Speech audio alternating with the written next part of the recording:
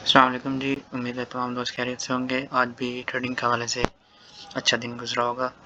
अच्छा जी, माशाल्लाह से आज मार्केट ने तकरीबन रफ़ली 600 पॉइंट मार्केट ने डाले। तो मार्केट के एनालिसिस से पहले हम आपसे रिक्वेस्ट करते हैं काइंडली हमारे चैनल को सब्सक्राइब कर लें ताकि मज़ीद आने वाली वीडियोज़ से आप बाखबर रह सकें। और अगर आपको किसी शेयर के बारे में एनालिसिस चाहिए मंथली, वीकली या फिर लॉन्ग टर्म के लिए, तो देन आप कमेंट में लिख सकते हैं, सो दैट हम उस पे फिर वीडियो बना देंगे। अच्छा जी, आज मार्केट के हवाले से अगर देखें तो ऑटोमोबाइल सेक्टर में सेक्टर वाइज देख लेते हैं। तो ऑटोमोबाइल सेक्टर में जो आजकल सबसे ज़्यादा टॉप पे जा रहा है वो साज़गार जा रहा है। तो साज़गार से रिलेटेड बहुत से लोग पूछ रहे थे कि जी इसका क्या करें? इसका तो ये है कि भई आप प्रॉफ़िट टेकिंग करते जाएँ आहिस्ता-आहिस्ता जो भी है आपकी। अगर फॉर एग्ज़ाम्पल आपके पास 3000 शेयर हैं तो हज़ार-हज़ार करके आप लेवल्स पे करते जाएँ। ये अब लाज़मी तो नहीं है सारे एक साथ बेचने या फिर सारे एक साथ ख़रीदने होते हैं, तो जिसके पास हैं वो एंजॉय करें। अच्छा ये कोई हम बता नहीं रहे कि आपने लाज़मी इसको बेचना या ख़रीदना किसी लेवल पे, वो आप अपनी मर्ज़ी करेंगे। हम सिर्फ़ एनालिसिस कर रहे हैं। और इसके बाद आप सॉरी ये नहीं, सीमेंट सेक्टर सीमेंट सेक्टर जी, सीमेंट सेक्टर के हवाले से क्या 1 मिनट और लूँगा। तो सीमेंट सेक्टर बेसिकली ये है कि इसमें ख़ास तौर पे ये हो गया फौजी सीमेंट हो गए, लक्की हो गए, डीजी खान हो गए। दरअसल बात ये है कि जो गवर्नमेंट के मामलात है ना, आज मार्केट अगर पॉज़िटिव भी थी तो वो इस लिहाज से पॉज़िटिव थी कि मामलात कुछ हल होते हुए नज़र आ रहे हैं। आज मार्केट ऐसे नहीं ऊपर गई, मार्केट में कुछ इस तरह सी खबरें थी, न्यूज़ थी कि भई अगले 2-4 दिन में मामलात हल हो जाएँगे, क्योंकि अब ज़ाहिर-सी बात हुकूमत बननी है। अब इस तरह तो नहीं है कि बगैर हुकूमत के जो बहुत सी अफ़वाहें पिछले चंद दिनों में दरअसल बात ये है कि जब मार्केट नीचे आ रही होती है तो बहुत अफ़वाहें होती हैं कि जी बस मार्केट तो गई, अब मार्केट 1000 पे आ जाएगी। कहने वाले तो ये भी कह देते हैं। अब ये नहीं है कि इस तरह से होता है, अब चीज़ें जो है ना स्टेप वाइज़ होती हैं। अब अगर कोई जो एक्सपेक्टेड गवर्नमेंट है अगर वो आ जाती है तो ज़ाहिर-सी बात है उनने जो है ना ऑलरेडी भी मोटरवेज़ के हवाले से और इन चीज़ों से वो बहुत एक्टिव रही है अपने पास्ट में भी, और डैम्स वगैरह इस तरह से अगर कोई मामलात होते हैं तो यकीनन जो आपका सीमेंट सेक्टर है वो उसको काफ़ी बूस्ट मिलेगा। तो ये बात आपने ज़हन में रखनी है, और ख़ास तौर पे ये जो 3-4 शेयर्स मैंने बोले हैं इन पे ख़ास नज़र है हमारी।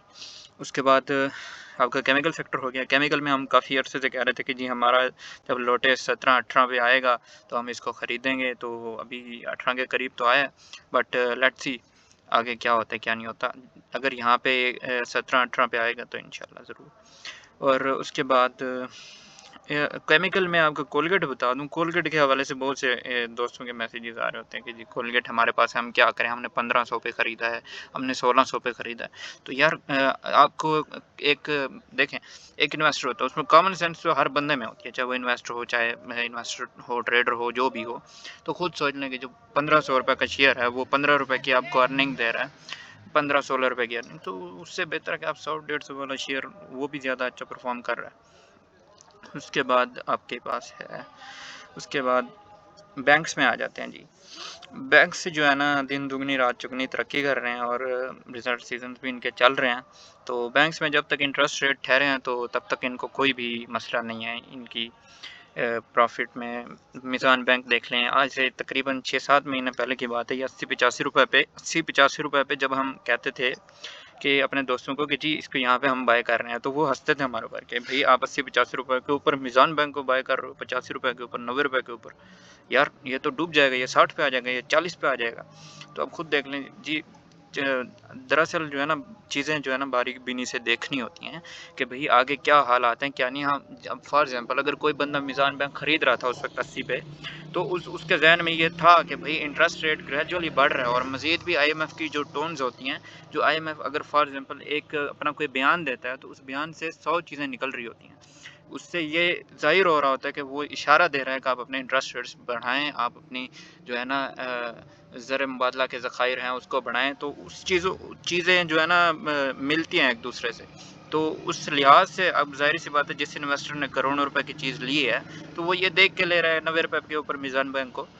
तो उसके ऑलरेडी जो है ना मीज़ान बैंक वैसे भी इस्लामिक बैंकिंग के लिहाज से जो है ना काफ़ी ऊपर जा रहा है बाकी जितने भी इस्लामिक बैंकिंग हैं। तो ये चीज़ें होती हैं। उसके बाद जी सिल्क बैंक के काफ़ी, बस ये देखें ना, सिल्क बैंक जब जब इन्होंने जो है ना ख़रीदना हो बैंक को, तो इसके नेगेटिव न्यूज़ फैला देते हैं कि जी बस सिल्क बैंक तो गया, बस अब ये ख़त्म होने वाला है। जब जब इसको बेचना हो तो कहते हैं कि जी सिल्क बैंक को फ़लाँ बैंक ने ख़रीद लिया, फ़लाँ ने ख़रीद लिया। तो ये सारी चीज़ें जो है ना, ये जो बड़ी मगरमच्छ होती हैं, वो ये सारी न्यूज़ फैला रही होती हैं, और ये इन चीज़ों में जो है ना, 1 डेढ़ रुपए वाले शेयर्स में ये काम टोटल चल रहा होता है। उसके बाद हम आ जाते हैं जी इंजीनियरिंग सेक्टर में। इंजीनियरिंग में आपको इत्तेफाक वगैरह ये अभी जो है ना डाउन ही जा रहे हैं। मुगल को देख लेते हैं, मुगल 61 रुपये पे आ गया।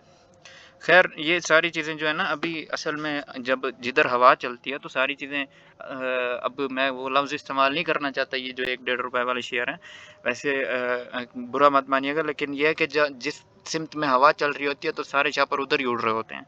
अब आप इससे मतलब निकाल लीजिएगा, ठीक है, इत्तेफाक और बाकी इन चीज़ों के हवाले से, सिल्क वगैरह से। और उसके बाद फर्टिलाइज़र सेक्टर में आ जाते हैं। फर्टिलाइज़र में हम मेन देख लेते हैं, इफ़र्ट को देख लेते हैं जी, 131 रुपये पे आज निकल गया। देखें जी, इफ़र्ट जो है ना अनएक्सपेक्टेड मूवमेंट्स बना रहा है, तो ये काफ़ी ऊपर चला गया है।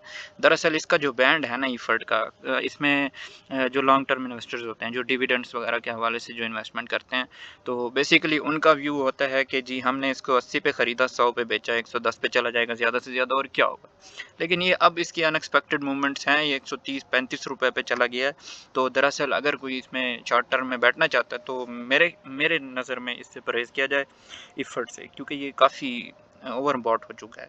यहाँ पे अगर थोड़ी बहुत ऊंच नीच हो गई तो फिर आपको जो है ना फंस जाएंगे, लेकिन इस जैसे शेयर्स में फंसने में भी कोई हर्ज नहीं है अगर कोई फंस जाता है, क्योंकि डिविडेंड्स वगैरह इनके चलते रहते हैं। तो हम भी यही रिकमेंड करते हैं कि इस तरह के शेयर, जिस तरह आप एंग्रो देख लें, एंग्रो का बैंड है जी 240-250 रुपये से लेके 310-320 का बैंड है। 60-70 रुपये ये दे देता है अगर आपने डिविडेंड भी नहीं लेना तो ये 2-3 महीने की गेम में बड़े इन्वेस्टर ये उठाते हैं। दरअसल हमें बहुत से लोग हैं मार्केट में जो नए आते हैं, वो कहते हैं जी हम जो है ना 1 लाख लगा रहे हैं तो अगले दिन 2 लाख हो जाए, तो दैट्स नॉट द स्ट्रेटजी। यहाँ पे अगर आपने आना है तो आप ये मत सोच के आइएगा। यहाँ पे बहुत बड़ी मगरमच्छ पड़ी हैं जो करोड़ों में शेयर्स खरीदते हैं और करोड़ों में मुनाफे कमाते हैं। तो ये एंग्रो कॉरपोरेशन हो गया, ईफर्ट हो गया, आपका कैप्को हो गया, सैफ पावर हो गया, आपका बाकी 3-4 पावर सेक्टर के शेयर्स हैं, और इसके अलावा आपका इसमें ये हो गया फौजी फर्टिलाइज़र हो गया, इसका बैंड है 90 से 110 का। तो अब ये सारी चीज़ें जो है ना, ये 3-3 महीने की जिनको 3 महीने बाद अपने पैसों से कर्ज होती है, वो लोग ये शेयर्स खरीदते हैं। और ख़ास तौर पे अब मैं इफ़र्ट की बात कर रहा था, तो यहाँ पे जो छोटे इन्वेस्टर हैं उनको चाहिए कि अब इसमें नहीं फंसना चाहिए। मेरी ज़ाती राय यही होगी, अगर आप इसमें 3 महीने के लिए नहीं बैठ सकते तो ठीक हो गया। और उसके बाद हम अब फूड सेक्टर में आते हैं। फूड सेक्टर में फौजी फूड्स ठीक है 9.25 तक आ चुका है अभी। वैसे तो ये काफ़ी नीचे जा रहा था, 8.5 रुपये के आसपास जा रहा था, जहाँ से ये चला था वहीं जाके बैठ रहा था। लेकिन फ़िलहाल मार्केट में अब वही बात हो गई, जिस तरफ हवा चलती है वहीं सारे निकलते हैं। उसके बाद इसमें कोई ख़ास नहीं है। अब हम चलते हैं जी, हाँ जी। अच्छा, बहुत से लोग कह रहे थे कि जी मार्केट आज कल कल कल की अगर मैं बात करूँ सैटरडे संडे की, तो वीडियो थोड़ी लंबी हो जाएगी, लेकिन काफ़ी इंटरेस्टेड बातें चल रही थी कल ग्रुप में। लोग कह रहे थे कि भाई अगर हमारा शेयर बिक जाए तो बहुत बड़ी बात होगी। कोई कह रहा था कि जी कल मार्केट पॉजिटिव होगी, तो लोग ये नीचे कमेंट कर रहे थे कि जी कल हमारा शेयर बिक जाए भी बड़ी बात होगी, सब लोअर लॉक होंगे, ये होंगे वो होंगे। तो अब देख लें कि मार्केट जो है ना जो आप सोचते हैं उस सिमत में नहीं चलती। ये बात ज़हन में रखा करें। वो है ना कि वारेन बफेट का उन्होंने जो कोट किया है कि if people are fearful then you should be greedy, and when people are greedy then you should be fearful. तो ये मार्केट कभी भी आप जो सोचते हैं वैसा कभी भी नहीं होता। अब फिर लोग कह रहे थे कि जी हमने शेयर बेचा तो वो ऊपर चला गया, जब हमने ख़रीदा तो वो नीचे आ गया। तो ये सारी चीज़ें देखनी होती है। मार्केट हमारी सोच, हमारी बस की बात नहीं है। हम तो 1 शेयर 2 शेयर 4 शेयर में बैठे होते हैं, तो मार्केट के अंदर तो 600 शेयर हैं और उनको कंट्रोल करने वाले करोड़ों लोग हैं, हज़ारों लोग हैं। तो ये सारी चीज़ें डिपेंड कर रही होती है मार्केट के ऊपर, न्यूज़ डिपेंड कर रही होती है हर तरफ से। मार्केट जो है ना एक बहुत नाजुक किस्म की चीज़ है। मार्केट इस तरह नहीं है कि आपने अगर फॉर एग्जांपल किसी शेयर में पोजीशन बना ली 10 लोगों ने मिल के, तो वो हमारे शेयर जो है अपर कैप हो जाएगा, ऐसा नहीं होता। ठीक है। और उसके बाद हम आ जाते हैं, अब देखें तारिक ग्लास ये 105 106 रुपये के ऊपर था, तब लोगों ने इसके अंदर प्रॉफिट टेकिंग नहीं की। इवन लोगों ने 95 रुपीज़ के ऊपर शेयर को लिया हुआ था, वो 105 पे भी नहीं बेचा। अब 85 रुपीज़ पे आ गया ना, देखें जी लो मार्केट 85 पे आया। अब इसमें जो है ना लोग अब पूछ रहे हैं कि जी हम इसको बेच दें। जी अब बेचने का क्या फ़ायदा है जब आप इतना लॉस करके जा रहे हो। अच्छा जी, उसके बाद हम देख लेते हैं, इनको तो रहने दें। ऑयल एंड गैस जी, आपका आज OGDCL अपर कैप लग गया है, तो PPL भी I think so upper cap ही लगा है। नहीं, अपर कैप नहीं है इसमें, अपर कैप इसका भी खुल गया, आई थिंक इसका भी अपर कैप खुल गया।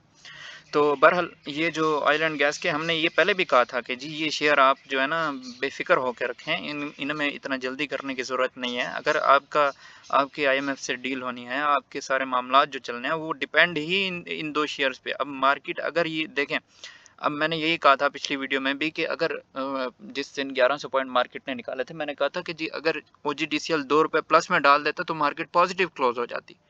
बात यही है टोटल। अब देखें मार्केट क्यों पॉजिटिव हुई है, ये OGDCL PPL देख लें, PSO देख लें, SNGP देख लें, SSGC देख लें, यही शेयर्स हमने नाम लेके चीख चीख के बोले थे कि जी ये शेयर अगर चलेंगे तो मार्केट चलेगी। तो देखें लोग उसमें भी उस दिन लॉस में बेच के जा रहे थे। भाई थोड़ा सुकून कर लिया करें, ये शेयर ऐसे नहीं है जो 150 से एक ही दिन में 15 रुपए पे आ जाएंगे, एक महीने डेढ़ में। ये कंपनीज बहुत बड़ी कंपनीज हैं, इसमें इस तरह से नहीं होता कि आप पैनिक शेयर तो नहीं है ना ये। इस पर थोड़ा सुकून किया करें। लोग धड़ल्ले से इसके पे खरीदारी डालते हैं। आज देख लें कि जी अपर कैप करा दिया, कल लोअर कैप करा दिया। अब यहाँ पे जो छोटा इन्वेस्टर होता है वो ये चीज़ें जो है ना उसकी समझ से बाहर जा रही होती हैं कि जी मैंने बेचा तो वो अपर लॉक हो गया, मैंने खरीदा तो वो लोअर लॉक हो गया। फिर लोग ये कह रहे होते हैं, इस तरह से रो रहे होते हैं। तो जब तक आप में पेशेंस नहीं, आप मार्केट में नहीं रह सकते। अगर आप में पेशेंस नहीं है तो आप आज एग्जिट कर जाए मार्केट से। अच्छा जी, इतना ही काफ़ी है इन दो सेक्टर्स के लिए अगर मैं बोलूँ तो। Paper and board, century paper को हमने बोला था कि जब इलेक्शन से पहले की बात थी तो हमने कहा था कि इलेक्शन से पहले जो इनके बैलेट पेपर्स वगैरह के जो ठेके वगैरह जो भी थे इन कंपनीज में, ये कंपनीज इन्वॉल्व थी उसमें। तो उस वक्त ये शेयर तकरीबन 35 रुपीज़ तक चला गया था, आई थिंक सो कि 33 to 35। तो तब इसमें आपने एग्जिट करना था ना। अब आप कह रहे हैं कि जी अब ये जब चला ही 20-21 रुपये से है तो वो वापस उधर तो आएगा ना। अच्छा जी, उसके बाद सॉरी, फार्मा सेक्टर में आ जाएं तो आपका सरले है। सरले देख लें, हमने कहा था कि जी सरले आपको नीचे जिधर मिल रहा है वो आपकी अपॉर्चुनिटी होगी। ठीक है, अगर आपकी मार्केट 59,600 से ऊपर है तो वो अपॉर्चुनिटी है। अगर वो नीचे आ गई तो फिर आप उसमें एग्जिट कर सकते हैं, फिर वो फ्री फॉल भी हो सकती है। अगर मामलात आपके जब तक जो है ना इस तरह से सियासी हालात अगर सही नहीं हो रहे तो आप उसमें 59,600 से नीचे आती है तो फिर उसके नीचे कोई उसकी रेजिस्टेंस और सपोर्ट्स वगैरह भी नहीं है। सो अब आप आगे आपकी मर्ज़ी है। उसके बाद ये देख लें व्हाट्सएप का पाकिस्तान, आपका 135 रुपये पे क्लोजिंग होगी। फिरोज सन्स देख ले 200 पे, हम इसमें कहते रहे थे कि जी अगर ये 200 से नीचे क्लोज देगा तो ये इसका लोअर ट्रेंड शुरू हो जाएगा जो कि 180 तक जाएगा। और ये बार बार 201 202 पे क्लोजिंग दे रहा था, एक हफ्ता 10 दिन पहले की बात है। तो ये 200 रुपये से 1 रुपया 2 रुपये ऊपर की क्लोजिंग दे रहा था।